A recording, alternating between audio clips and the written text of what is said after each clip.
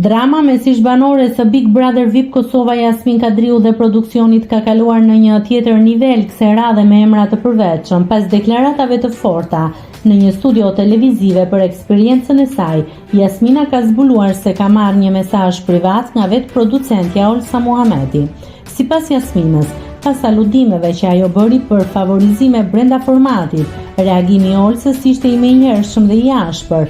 Në mesazhin e dërguar, producentja i është drejtuar shkurt dhe prerë, sa e përshtirë, duke akuzuar ish-banoren për mungesë mirënjohjeje ndaj mundësisë që ju dha.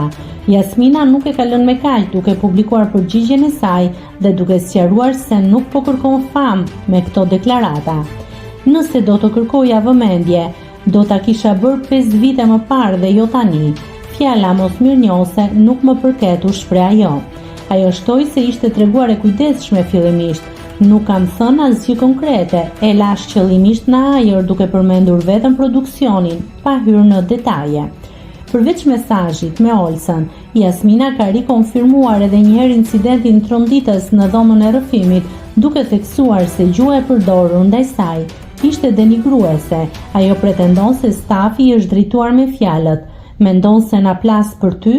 Sipas saj, kjo mungesë respekti nuk ishte rastësore, por një sjellje konstante dhe e përditshme gjatë qëndrimit të saj në shtëpi.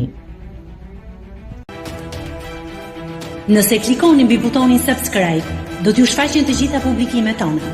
Ju ftoj t'i bëni subscribe kanalit, të pëlqeni videot dhe të lini komentin tuaj.